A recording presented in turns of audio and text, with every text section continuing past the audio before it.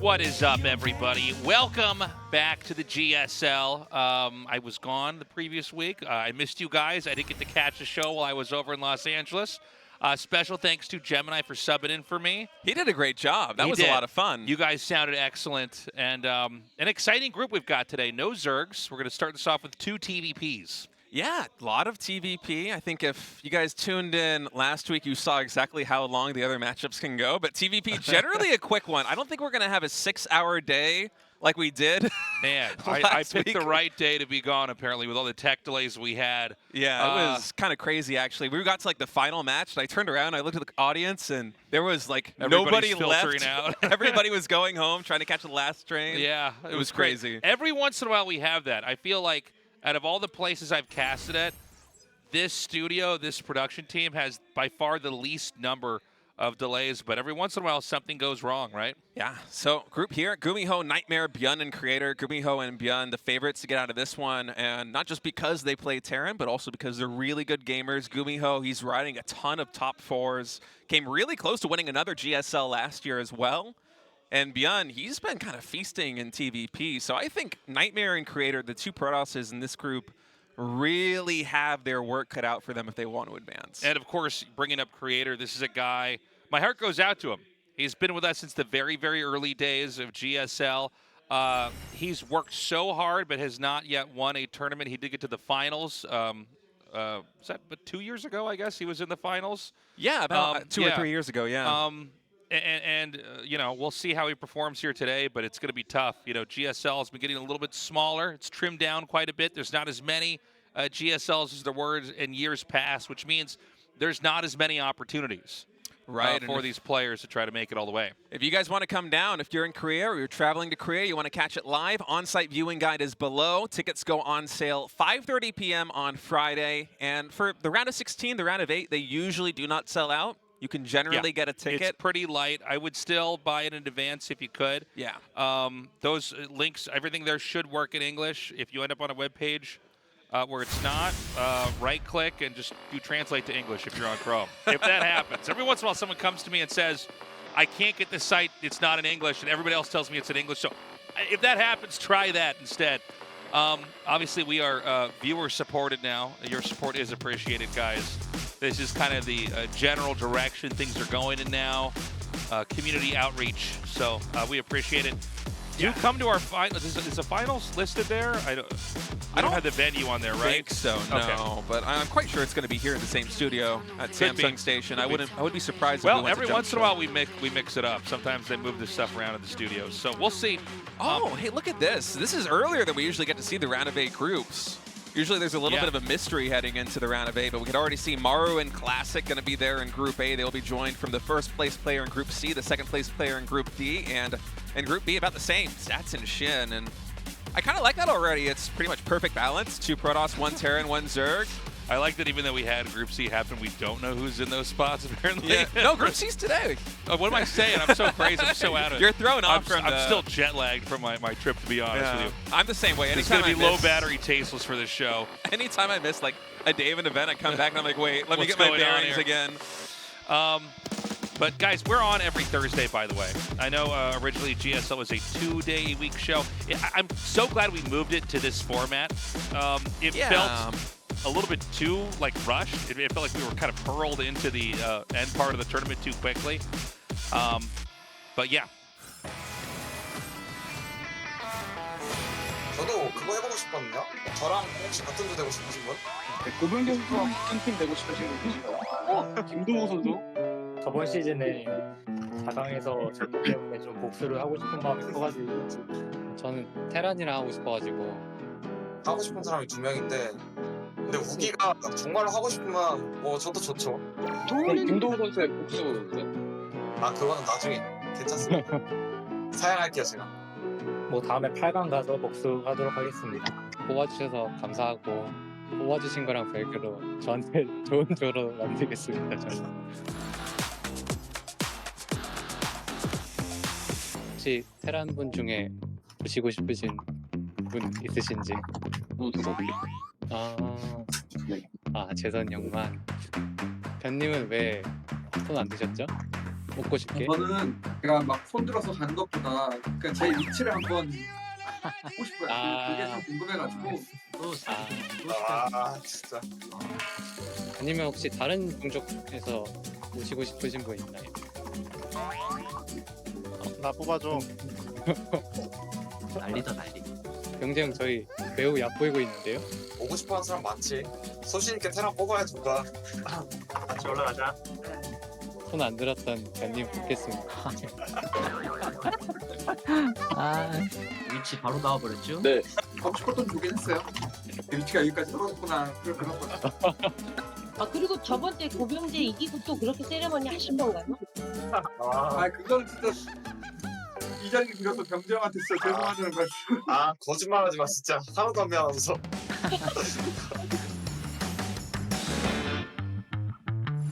혹시 짱현우한테 어떻게 생각하냐고 좀 물어보고 싶네요. 이조. 현우 형 조에 가고 싶어요. 같이 연습도 많이 하기 때문에 같이 열심히 해서 올라가면 좋지 않나. 김준호 선수는 근데 왜 어떤 이유가 있나요?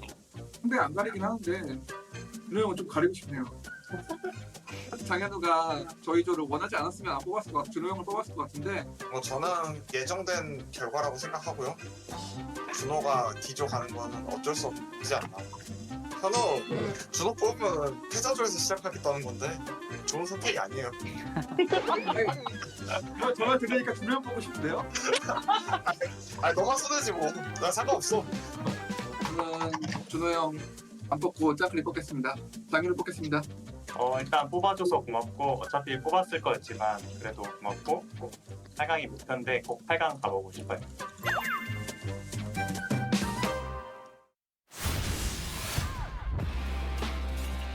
All right, we're ready to get this group going here. We do have the possibility of this being like a TVP deep dive, where we have 5 TVPs in a row. Honestly, those days are kind of fun. Yeah. You really get to explore all the avenues of the matchup, all the different possibilities. But if not, it's going to be TVPs with some mirror matchups mixed in. Yeah, it should be a relatively quick day. TVP, often with a player lineup like this one, could be pretty explosive. I know ByuN is one of those gamers that really likes to end the game quickly, does a lot of two-basing in his TVPs, and GuMiho, kind of a wild card, man. He can really throw anything at you. He can play macro, he can play greedy, or he can just switch on a dime and do some really zany all-ins. So I'm not quite sure what to expect from any of these series, except the unexpected, because I don't think these are going to be like your most standard TVPs. But those are really fun matches regardless. And oftentimes when players as creative as GuMiho and ByuN showcase their playstyles in a matchup like this one, if we just get to see it game after game after game, we can really see the full repertoire of the build orders these guys have stored in the bank, especially if it goes, as you said, into a match where we have like 4 or 5 TVPs today. It's going to be interesting. One thing about this matchup is that, I guess since there's no Zerg, it does seem to come to a conclusion a little bit more quickly. It seems like either the Terran or the Protoss is usually able to kill each other off here, where it doesn't turn into this kind of split map, you know, each side reaching to the corners to try to continue to expand and grow. It's a little bit more action-packed. Games can end very, very quickly if you mismanage anything. I think NightMare here may be a little bit of an underdog coming into this group, and I've been high on NightMare for a while. I feel like he's really poised to have a breakout year, and it might be this year coming through. He's been consistently a top 16 GSL guy, just hasn't been able to break into the top 8. But this is about as tough a group as it comes for a player like NightMare, because, yeah, you only have these 2 Terrans to prepare for in 1 PvP, but those 2 Terrans are like Swiss Army knives. They can truly do anything. Yeah, definitely not easy opponents to prep for. You know, NightMare always a player who's been overshadowed by the other more dominant players here in Korea. This could be a repeat of that here tonight, with this group being extremely difficult. We're going to start this out on Site Delta. GuMiho versus NightMare in this best of 3, starting now.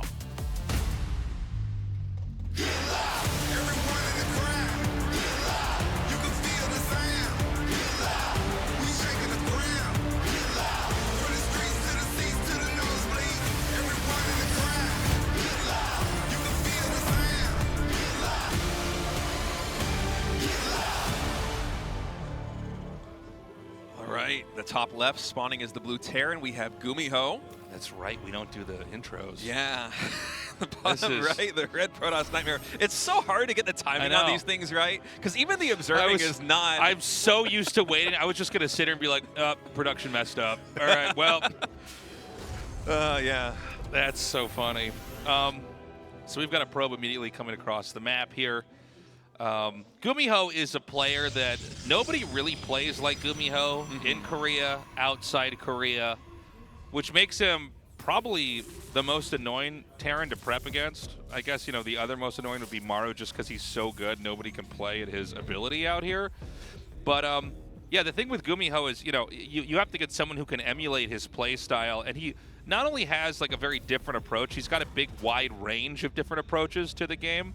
You know, he loves to do a lot of stuff with Cyclones or weird mech stuff in certain matchups depending. But he's a tricky player. And it's interesting. He's been around since the very, very beginning of StarCraft 2, but has always kind of played his own approach, which is interesting. A lot of the time, you know, one or two Terrans come out on top, and that really makes everybody change their behaviors. They kind of copy it.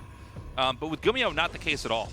Yeah, in fact, I think he qualified for one of his first GSL seasons playing random, Yeah, if that's I'm right. not mistaken. I think it was season 2 or 1. You know, that goes far back enough that it kind of becomes a big soup in my brain. But he's always kind of carried a little bit of that flair with him too. You can tell that he kind of plays Terran like a random player would play Terran in terms of his approach. But NightMare and GuMiho, I've heard that they do like to practice a lot together. So NightMare maybe has a little bit of an advantage in that regard, where he's not going to be too caught off. And I think we're going to see a lot of this kind of early high scouting approach, not just from NightMare, but also from Creator today. As you pointed out, Tasteless, at the start of this match, NightMare basically immediately sent a probe cross-map to get into GuMiho's base, see if there's a proxy coming, see if it's going to be a fast CC, if it's going to be a 2-gas opening, because these Terran players are so unpredictable. And so I would be surprised if we saw any of the Protoss players today try and go for more of a slow approach with passive scouting. I think we're more likely to see these early probe move outs, these early adepts to shade in and just double check, you know, here's your barracks. What add-ons do you have? What are you making? Yeah, definitely a more engaged way of playing the game. You know what's funny about this? This actually looks like if ByuN was playing. Like if you covered up the IDs and told me this was one of the games I'd cast today, I'd say, oh, this is ByuN, because I've seen ByuN do exactly this. It's a really straightforward push that comes out. It can be a bit of an honesty check. It's not the hardest thing in the world for the Protoss to defend at the second base, but if you try to take a third base really quickly, you can definitely get toppled. Yeah, 3 barracks like this early on is a very scary build to go against. And it's one of those builds that either works incredibly well and basically ends the game, or it you look like flounders, a fool. you look like a fool, and the game's basically out of your grasp. There's not that many games, maybe like 10% of the 3-rack schemes that we see where it actually does somehow even up. Because as Terran, you're delaying your upgrades with this one. He doesn't have an engineering bay yet. There's no factory, there's no starport. He's really hinging a lot on just getting this damage done. Even until this point, only on 1 gas. It's gonna be really marine heavy. Yeah, I mean, this is going to come out. Obviously, the Observer is not going to do the Protoss any favors, although it might be able to sound the alarms a little bit earlier here. But yeah, this is going to come right across the map. It's going to basically get in here as the Marines are leaving the natural here. He's going to see Stim and Combat Shields is going to finish up. We've got a factory coming a little bit later on. Protoss has to brace for impact. There are 3 Stalkers in this game. There are 2 Observers out. Now the Colossus is going to start. You could chrono boost out that Colossus pretty quickly. 1 Colossus, it's all going to come down to positioning and control. Oh, and NightMare's second Observer is a little bit far forward. You see him throwing down another pylon, another shield battery here in the front, warping in sentries to try and block off this natural ramp, even adding in another gateway. He really wants to slow this push because he knows that the Colossus is basically the answer here. And it's all going to come down to the splash damage connecting on those Marines. And with the second sentry warping in, this might be GuMiho's time to strike, and yes it is. Stims forward, immediately gets the first battery, but with the sentries here, he can't fully commit, and it might seem like GuMiho was able to back off quite effectively there, only losing a couple of Marines, but the push has basically already been thwarted. Those stims are a lot of damage, and the medevacs are maybe a minute and 30 seconds out from now. as that starport's only just now beginning. And for GuMiho, this is not the damage he was looking for. His third base is only just now beginning. His +1 is maybe 20% done. Just now starting Marauder production. I mean, he's basically pure Marine against someone that's soon going to have 2 Colossi with Thermal Lance. And NightMare knows that he has GuMiho up against the ropes. He's not taking a third Nexus. He's throwing down 4 more gateways. He's building a Twilight Council. He wants to get damage done right now. Okay, this is a big catch because this basically telegraphs that this is going to be a 2-base timing counter push here. He takes out the pylon, so there's no easy warp in. I guess Protoss would probably have to rely on a warp prism here if he wanted to try to reinforce this. Medivacs are, the first 2 actually, are just about to come out. This is going to be tough. The command center just south of this position is still not finished, but I don't know if it's going to be a target just yet here. And so this push is going to start. Yeah, I think for NightMare, you just want to start getting some ship damage on these Medivacs, or on these Marines, excuse me. Even picking up a couple Marauders there, really nice. Bit of a small hiccup there in the micro for GuMiho, but any damage that NightMare can get on these Marines is pure value, because those Medivacs, if they run out of energy, it's basically over here for GuMiho when the big fight commences, because he already has to start Viking production. These 2 Medivacs are all he's going to have for the next couple of minutes, but there is a siege tank coming out. This will mitigate a little bit of the splash damage coming in from the Colossi, but NightMare just barely in range. I almost feel like this is the pre-patch like bug Colossus with the extra 1 range there, able to chip away at that bunker. I can't believe this command center's gone undetected. He's actually now going to, well, hold on a second. He's going to keep trying to push forward right now. This tank is the one saving grace. This bunker kind of towing the line for the time being. These Stalkers are just out of vision. This is crazy to me.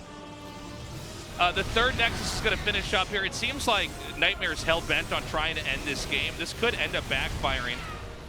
Yeah, I think it might. Those 2 Medivacs are unloading, and this third Nexus is probably going to go down unless there's a recall coming in immediately, and here it comes. These Marines going to trade out for a couple of probes. Going to go into the natural expansion. Was a little bit slow there on the pickup, so these Medivacs are going to take a ton of damage. Luckily for NightMare, he has that second shield battery from earlier in the game, so he is able to overcharge and keep these Stalkers alive. And I mean, I thought that drop harassment was going to go better for GuMiho because NightMare was cross-map. Really, all he's doing right now is buying time back at home. He didn't get very many probe kills, just 2 right now. I'm not sure if that counts the first couple of probe kills that he got there at the third base, which I think he got a couple. But, you know, when things are all said and done, it's still only 2 Medivacs. The third one is now coming in. You know, it's funny. I feel like this is one of these games where, like, it's pretty clear the mistakes that NightMare has made. Like the fact that he didn't just confirm that there's a third base here. Yeah. I think he could have gotten some real value. I mean, he would have been at least in a still favored position even after the push failed. But GuMiho is still not in a bad spot at all. Oh, he still doesn't know. Yeah, I was certain that at some point there was going to be some confirmation. I'm in the same spot as you. I thought maybe on the way out he saw it, but that is really kind of scary because this means that NightMare's not even clear on what kind of game he's in right now. He's going to come in now and see there's already a supply depot wall and siege tanks entrenched. And I mean, for NightMare, maybe there was a small window where after he deflects that double Medivac drop back at home, he could move again cross-map and try and get some more damage done.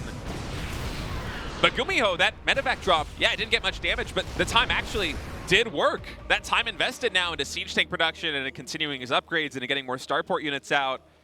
NightMare's window is closed, and now GuMiho with this third base economy, 71 SCVs to what, 65 probes? It's actually looking really good for the Terran player now. Yeah, this is becoming a pretty crazy PvT now, as we've got the fourth base coming down here for NightMare. GuMiho's continuing to power up. I think he's going to have a push coming in here shortly. With the disruptors out, though, that's going to be a really powerful tool to basically dismantle these pushes. It's going to be a much tougher for GuMiho to set up any kind of foothold where he can launch attacks from as long as those disruptors can get the shots connected. First, nice control there, able to pick up a couple of units with the Blink Stalkers. Charge almost complete. Surprisingly, already +2 catching up here with GuMiho, so upgrade's gonna be almost even. GuMiho just has that armor upgrade advantage for now. And NightMare back at home, he's taken that fourth Nexus. He's continuing double robo production. I don't mind his position too much, but I think it's really gonna come down to how far GuMiho is going to be able to come forward with these siege tanks before NightMare spots him in the middle of the map, because if GuMiho can get in between these bases or even just siege up. Oh, he This might just be able to NightMare jump has on no the third. idea. Yeah, this is a disaster. He has no vision, basically. This is why you want to have something on the map spotting, because this is where you lose a base in the blink of an eye. You know, the Terran army is a little bit quicker than the Protoss' army. And so he's going to get in the spot. He just wipes this. Yeah. And look, there's another base at 6 o'clock that's being taken. You got to be careful here as well. You could always end up just picking up and trying to drop somewhere else here. I think with the siege tanks, you want to just kind of keep your army together, but NightMare again pulling back. I'm not sure why he's rotating back to the third, because these siege tanks are just going to creep even closer to that natural expansion. And here on Site Delta, these choke points are very tough to attack into unless you have the time to set up a really big spread. So now he can start to destroy the second base. It's going to take a long time because there's only 3 Marauders over here, but this is basically going to bait out an attack here from NightMare. And if NightMare doesn't attack in correctly, he's going to lose this game. Yeah, this is disastrous. Those siege tanks are so perfectly positioned on the high ground, and now NightMare coming in with a flank, but there's a lot of bio here to absorb some of these zealots coming in.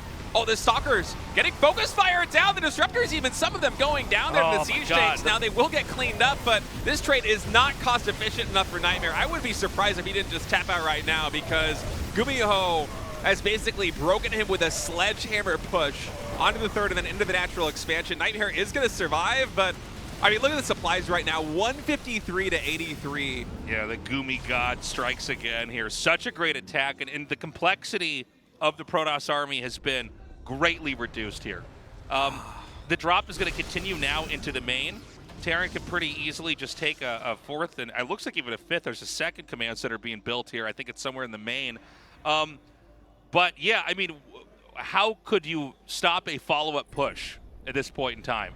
It's like we're watching one of those nature documentaries where the lion attacks the gazelle. The gazelle barely escapes, but it's limping. You know it's not going to survive out there in Savannah. That is NightMare right now, man. Right. His days are numbered. There is no path forward. And then the lion stims and goes in for another kill. He comes out of the medevacs. Yeah, I don't know, Taste. I think his next the push gazelle's complaining about lion drops and how it's not fair. I'd like to see those patch notes.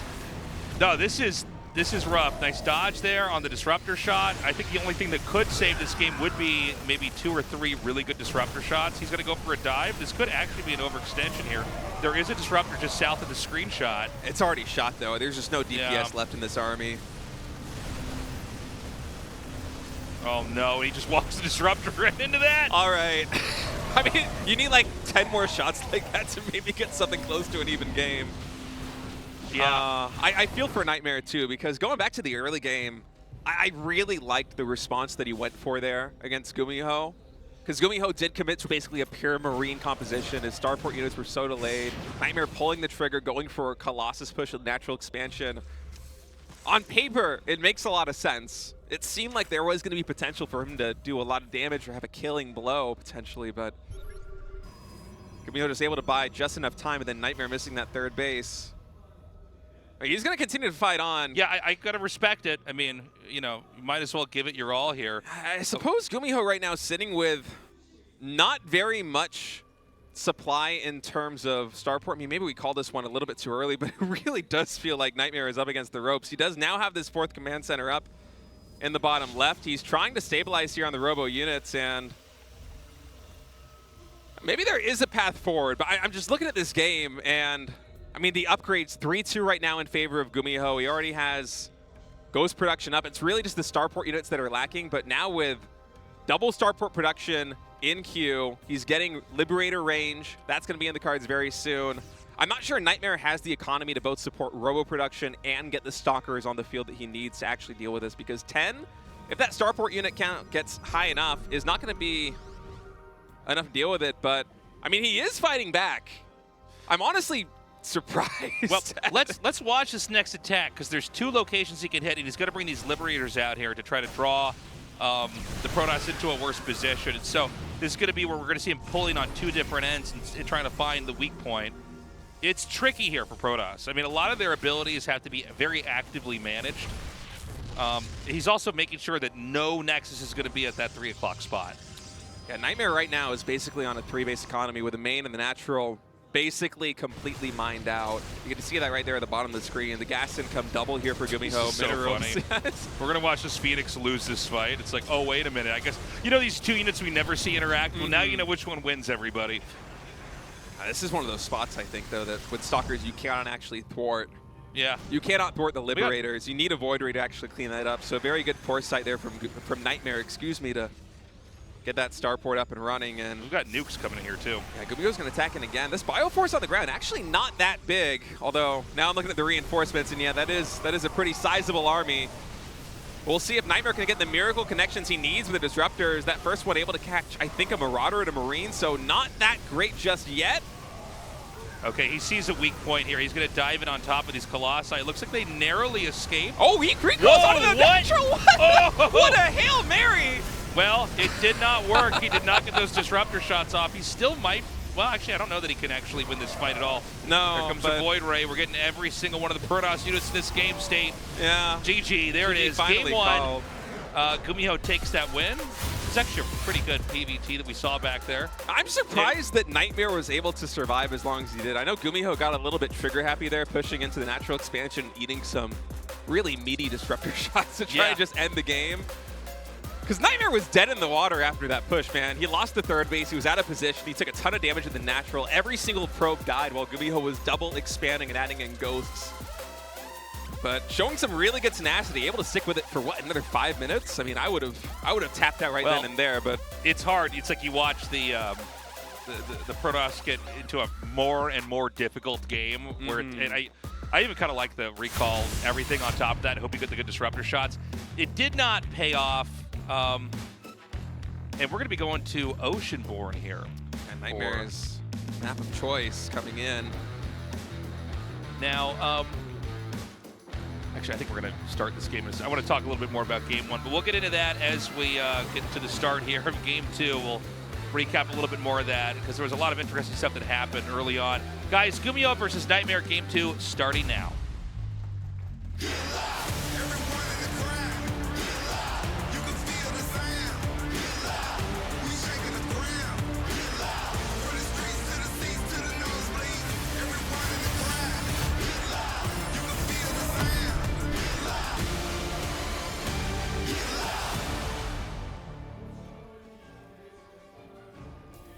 Okay, GuMiho here in the top left and NightMare in the bottom right.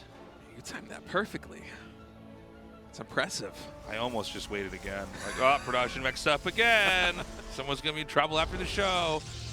Yeah, going to be a gateway scout here from NightMare. I believe not quite as early as we saw there in game number 1. Actually, oh, I see. Okay, so he's maybe reading into something that he's seen from GuMiho in previous games or potentially even practice games.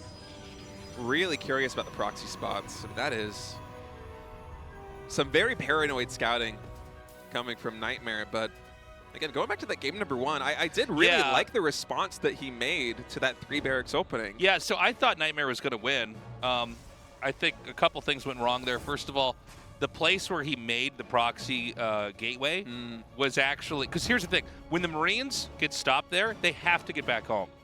Yeah. I guess maybe you could try to do some. No, I was thinking maybe you could try to like counterattack as they leave their base. No, that would still lose. There's just the Marines, if they don't get in there and get any damage done because the Protoss is playing safe, you have to get back home. So you need to make sure that that gateway is not in a place where the Marines are just going to walk through it. And then the other thing was that he didn't see that third base. So the third base, there's a world where like he spots that and decides to not try to focus so heavily on the entrance, and he'll just kill off that nexus. I'm sorry, that command center. And then we have at least a very different game. What was weird is the Terran got to both hold off the Colossus Stalker push and keep the third base. So right when that was driven away, all the SCVs could go populate the mineral patches, and it was like a really good position for GuMiho. That being said, I think NightMare put up a pretty good fight and defended pretty well, but I think he could have just been in a much better position off of getting that, like, in air quotes, kind of build order win in that he stopped the Stim Marines with no medevacs.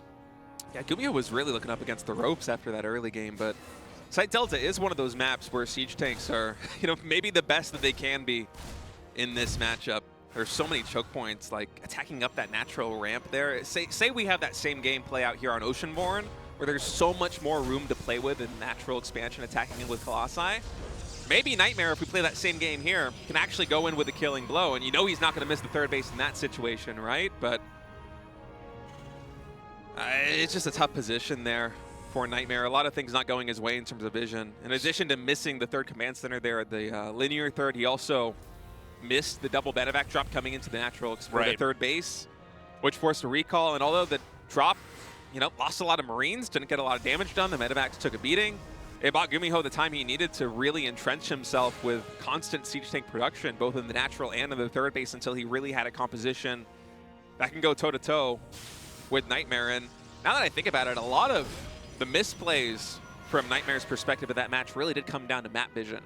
The early game scouting with the observer of the 3 barracks was perfect, but from then on, it felt like there were a couple different instances. Missing the third base, missing the double medevac drop, and then later on missing the push where GuMiho moved cross map and literally just walked into the third and killed it.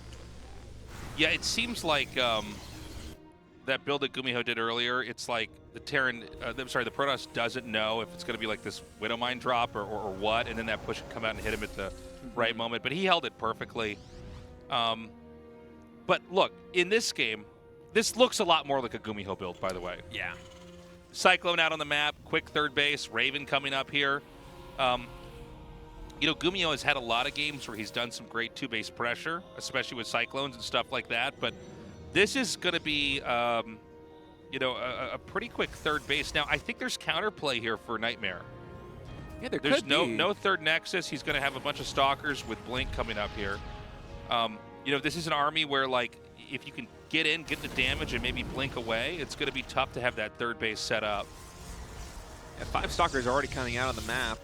How many gates is he on? I believe it's 3. Is it 3 or 4? I think it's a 3 gateway. It looks like on the minimap 3, yeah. So there is a 4-gate build that I think is still pretty strong. It's going to be followed up here with Charge. But, you know, if it's 4-gate or something like that, that really could be something where if the Terran overextends, taking the third base, you might actually die. Especially with the build that GuMiho is going for right now. Triple Raven GuMiho! This isn't just double Raven, it's triple? Oh, that's so crazy. With a fast third command center. And now a lot more gateways coming in from NightMare. So looking at this from NightMare's perspective, he's not going for the 4-gate blink style that we often see max packs do in online cups. Instead, he's going for something that's a little bit more macro focused. The third base is going to be more quick here, but he's adding in a lot of gateways. He's getting charged, and I feel like the game plan is not to try and get any kind of damage done early with just the Stalkers blinking into the main base or trying to get damage into the natural. Instead, it's going to be something that's a little bit more focused on pressuring the third base should NightMare decide to play it out that way. Even more gateways going down, by the way. And against GuMiho's composition, with all these siege tanks, with a really fast third command center, with triple Raven, that's a lot of starport production that's not going to be there to assist the Marine Marauder with medevacs. In fact, we don't even have a medevac on the field, and it's past the 6-minute mark, which is insane. Yeah. So there are some chances here for NightMare if he finds an opportunity to go in for an attack, especially if GuMiho gets greedy with that third base. But what GuMiho did very well in that first match was buy time with units cross map, and he's going to try and do the same thing right now with the Raven. Oh, whoa. Nice feedbacks, but just barely missing him. Actually, both turrets being able to drop down and get a couple of probe kills there is a good win for GuMiho. But in terms of builds, once again, for NightMare, I'm quite liking this if he is able to find an angle on the third base. Yeah, behind this, we're going to have a lot more bio come down here. And, you know, the Ravens, you can get, like, minimal damage out with that. You do have to be careful because when Templars are out, if you banked up enough energy, you can end up just losing that before they're able to cast down those turrets. And we're just going to continue to see development here. I don't think there's any rationale for Protoss to try to attack out. I think that GuMiho played it very safe. He got his third base, well, the third command center quickly, but he didn't take it too fast. And so at the same time on the map, NightMare is going to be taking his 4th base at 6 o'clock.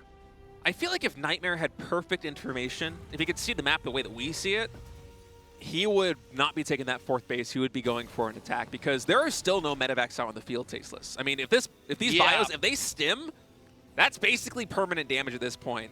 And actually, GuMiho is making Vikings. So this is him, I think, responding to the Warp Prism, but this is such a weird composition. It's basically pure siege tank. But I feel like if NightMare comes in with Storm Drops, if he's able to get them off with a ton of Charge Zealots, I mean, those siege tanks, they don't really cover each other very well. It's 5 tanks all in the line at the third. It's so funny because medevacs are such a core part of the army if you have bio. I never even think about games where you wouldn't have them. He still has none. This he is still insane. has 0. So, like, you're right. I mean, 1 or 2 Psy Storms and all those squishy infantry units are going to die. The original medic of StarCraft 1 was made because, you know, Marines were so weak and had so low HP that, you know, any damage was just so detrimental to it having any function at all, even though they made bunkers which you could put the Marines in. But, you know, on a map where there's this kind of splash out here, this is kind of wild. So even the 1 stem. Yeah. Oh, here plus we go. a storm. Oh, double storm. That's huge. That's most of the bio already written out. And but now the Stalkers can just one-shot those weaker units. Yeah, the problem is for NightMare is he's not really committing to an attack. He's macroing behind this. He's adding in Colossus. He's taking an additional base. And these Ravens on the other side are causing a lot of mayhem. I mean, that's going to be, what, 3, 4, maybe even 5 auto turrets going down. I almost liked when he had the auto turrets on the other side. I guess he wanted to have 1 on the left and then enough on the other side that they couldn't get away. Battery. Those things deal so much damage. And NightMare, again, getting caught out of position. He's in the middle of the map. I'm not sure he's aware that GuMiho is about to siege down this 4th base. Okay, another great storm. So he can intercept the reinforcements, but he also may end up losing this base down here at 6 o'clock. Keep in mind that, you know, if the Protoss army doesn't get down here in time, this Nexus is going to be wiped out very, very quickly. We've got an attack coming down here from the top. The Viking driving the War Prism away. Not a lot of bio here to support these siege tanks, though. Yeah, and already the first 2 medevacs have drained all their energy. I feel like there might be a time for NightMare to come in with an attack. He has a lot of charge zealots. If he's able to mitigate the splash damage here on these siege tanks, all right, coming in. Some good storms. Oh, that storm catches all 4 siege tanks, and yeah, that just gets cleaned up right there from GuMiho. This is such a weird comp. I mean, we're seeing the result of neglecting medevac tech. Like, the first 2 medevacs come there, they heal up everything, and then they're literally out. It's so bizarre. I don't think I've seen a TVP composition played quite like this before. I cannot remember. I remember, like, a million years ago, I think it was either Vortex or Lucifron, a game where he just wasn't getting medevacs. And it was, like, a lot of stim. And I remember Artosis and me talking about it and being like, that's interesting. Like, I wonder. But, you know, it never became a thing. You know what I mean? Yeah, I mean, I'm watching this, and I'm trying to think of what composition it would be very good against. Well, I mean, it might not have been a premeditated decision. It might have been really more about trying to get the Ravens out. And then he realizes, oh, I actually need to get these Vikings now to counter this. And then what happens is it's like, oh, you have a really weird-looking army. All right, another attack coming in from NightMare, just poking forward a little bit. Only 1 siege tank and another pretty nice storm. Keep in mind, those medevacs, they're very late to the party, so they are low on energy. All these storms, even if they don't convert into kills, anything you can do right now as Protoss to mitigate the energy buildup on those medevacs is huge. Because, I mean, look at the bio. There's 4 medevacs. It still can't heal everything up in time. And this is the kind of situation where I wouldn't mind GuMiho throwing down another starport and getting the upgrade to the medevac energy region, because, man, you got to heal those units. That's a scary position to be in right now. I mean, there is a world where GuMiho is just able to hunker down on these 4 bases and max out and have a really powerful composition, but... You know, it's funny, man. Like, I say this all the time because I've casted GuMiho for so long that he just never looks like other Terrans, but sometimes GuMiho still doesn't look like other Terrans and also doesn't look like GuMiho either, you know what I'm saying? This is a wild game. By the way, this is a lot more dramatic and drawn out than I thought it was going to be with these 2. NightMare is definitely continuing to grow. I think he's created a game where the Terran is on his back foot right now, not feeling safe to try to push out on the map, with NightMare having the bulk of his army in the middle of the map, ready to press in and start to push down on any one of these bases. Looking forward again. A lot of ghosts in this composition now, so GuMiho able to spend a lot of that gas effectively here on these 4 bases. That is a powerful comp against a Templar-based army, and that's why NightMare is starting to trickle in these disruptors, as well as going into a Colossi, or not a Colossi, excuse me, a carrier transition.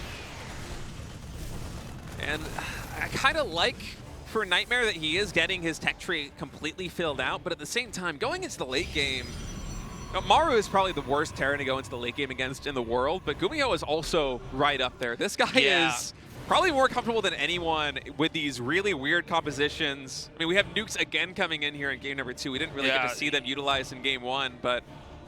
You know, I think that at this point in time, NightMare might have sat on the advantage he had for a little bit too long. I think GuMiho has been able to develop and tech himself into a position that's like just frankly a lot better than where he was before. And now I think we're seeing NightMare try to come in here and push and get some real damage done, and it's not quite happening. GuMiho is doing a really good job at taking advantage of like the distance he can create, the arcs he can create, and really forcing the Protoss to kind of maybe lean in too hard. And so now we're seeing this entire quadrant of the map get soaked up by GuMiho's bases. I wonder if GuMiho is aware of the carrier transition, by the way. I'm not sure whether he has scanned it, because these carriers are just pooling in the main base. Yeah. I mean, that's kind of the final part of the army. We've got one Colossus coming out here as well. And that might give him a little bit more sustain to try to push in from here. Yeah, and it's Liberators here for GuMiho. His composition is very Marauder heavy on the ground, which I think is good for the number of Colossi that are in this game. It is, but it depends on exactly how the fight goes, I think, because if GuMiho isn't aware of the carriers and he gets caught off guard a little bit and he trades out some of those Vikings for Colossi in an engagement, then suddenly there isn't much anti-air to deal with this massive pool of carriers that is just building and building and building up in the main base of NightMare. And I mean, NightMare, he's playing this almost like a poker game right now. He's trying to play it very close to the vest. He's getting a little bit less active on the map in this moment, but for the past couple of minutes, he's been poking and prodding with his group of Templar, with Disruptors, with Colossi, trying to find any damage he can. And if GuMiho doesn't get keyed in on this very quickly, things could go awry in a heartbeat, because he's investing a lot of gas into Liberators. He's getting Liberator range. He's setting up for harassment. And yes, he is sitting on 2 starport, but I'm not sure he's going to be able to change his composition quickly enough to actually deal with this army. Should this engagement, this first engagement, go well for NightMare, and this is really the first time I think GuMiho is catching wind of exactly what the composition is. That's what, 4 or 5 extremely high energy Templar. There are Disruptors on the ground, Colossi to assist against the Marines, and yeah, GuMiho immediately firing up 4 Vikings in production. This is a scary moment here for the Terran. Yeah, Terran has to be ready. The War Prism's going to be coming in here. Not that Protoss is like really lost any units at this point in time. Armor Shredder goes down. But of course, the Protoss can just disengage and wait for that to run out and then move back in. Plus 2 air weapons on these carriers as well, so a lot of damage here to be dished out. See NightMare kind of biding his time, and oh, those Vikings a little bit too far forward. Stalker's actually able to pick off a couple of them, and here we go. NightMare engaging it, that Disruptor shot really huge, gets the building missile turret, a ton of the bio. The ground army here for NightMare is thinning out, but the carriers have basically nothing to contest them at all. There are 7 Vikings and 8 Marines on the field. Yeah, and there's just enough here for Protoss. I think this could be the tipping point. Now, there's a lot that can be replenished here with the infrastructure that's already in place, but this is a lot of carriers. Yeah. And when you start to get low enough in units against carriers, it's hard to make any kind of impact in this big warp in over here. A lot of Zealots coming down. They're going to try to come in here and smash this base. All right, NightMare double expanding to the top right and the bottom left behind this. A huge Stalker warp in back at home, as that War Prism was a little bit late coming onto the front line. And I think NightMare, once he finishes this Remax, once these Stalkers enter the fray, is going to try to go for the killing blow. He does not want to let GuMiho get the correct answer. Army supplies 120 in favor of NightMare to 73 right now. Stalkers blink forward, one-shotting the Vikings in the front line. I think we're going to a Game 3 tasteless. GuMiho, he is up against the ropes. This is looking really good. And, you know, GuMiho had a weird start. I think he got to a somewhat stable position, but NightMare did not overplay his position. He did not overextend. He eventually got those carriers. The Vikings are going to come out, but they're so late, and now the Stalkers can try to counter that as well. I think we've got GG in a second here. Maybe. It's a pretty good engagement here for GuMiho, better than I thought, but those Colossi and the carrier still on the ground. Just going to be a little bit too much. That was about as good a fight as GuMiho could have possibly asked for, I think, but... Well, it's just 1 Colossus, 1 carrier, Zealot, Stalker. GuMiho barely hanging on. By the way, he has a lot of orbitals here. Oh my God. Talk about orbitals, man. Teed up that moment in the game here. Wait. He's at 1,250 minerals a minute, and I want to see after like the second round of minerals getting returned here by the mules what that just goes up to. to. The infinity symbol. Almost already 4K. I still think GuMiho probably dies here, but let's just, in a world where he doesn't, it would be one where Maybe he could try to claw his way back. No, there's so many Archons here, and I mean, the Sim City is working in GuMiho's favor, but Yeah. he's on borrowed time right now. I mean, NightMare is just fully powered up. He has those double expansions kicking in as well. 80 probes back at home. GG is called. We're going to go to a game 3. NightMare looking really solid there. But, you know, GuMiho, he's had a lot of weird openings today. Yeah. He had that, you know, that kind of unorthodox Marine stim timing with no medevacs backing it. That backfired. And then this game, it was like, literally, I think the latest medevacs I can think of in Legacy of the Void.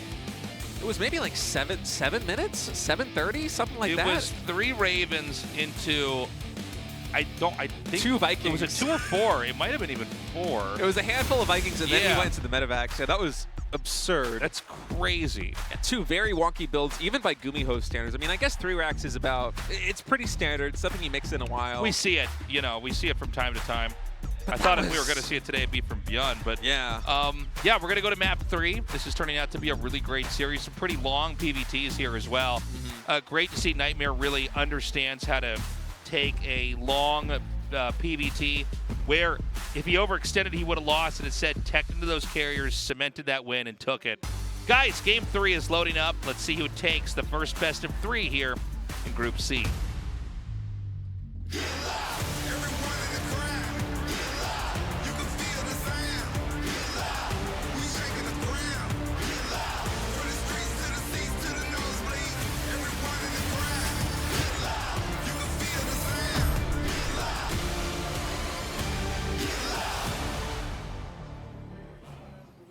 All right, all tied up 1-1 here.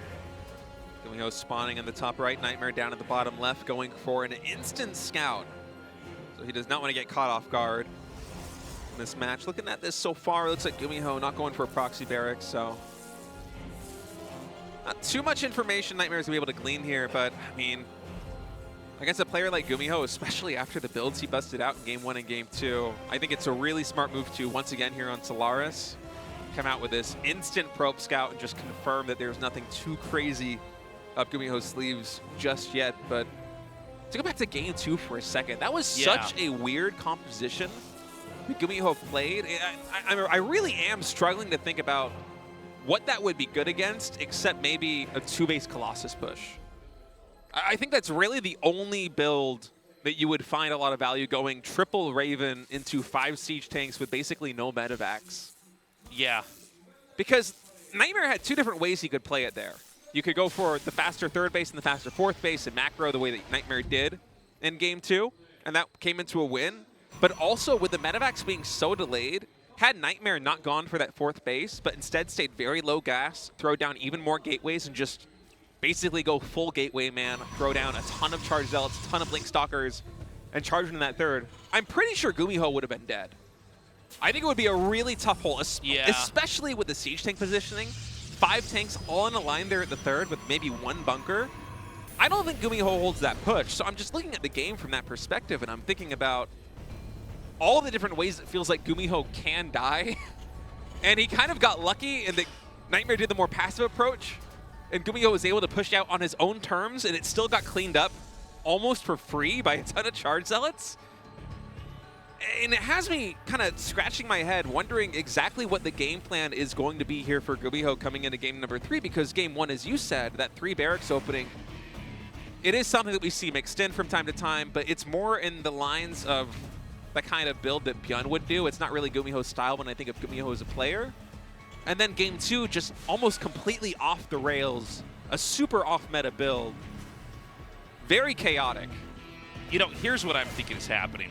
We talked about how this could very easily be a 5 TVP best of 3 day.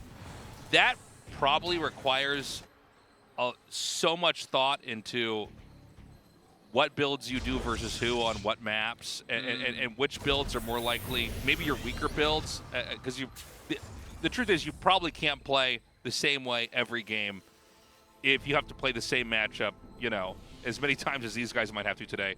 So you have to have all these different builds, and then it's like, you know that some of your builds are stronger than others, but you might have to dish out some of those builds that are weaker just so that you have some image of randomness, of unpredictability. And if I'm looking at this correctly, I think GuMiho thinks he's better than NightMare and is trying some kind of weird stuff early on so that whoever, you know, assuming he does have to play another Protoss later on, like Creator, Creator won't have a good read on what's happening, but it is really tripping him up.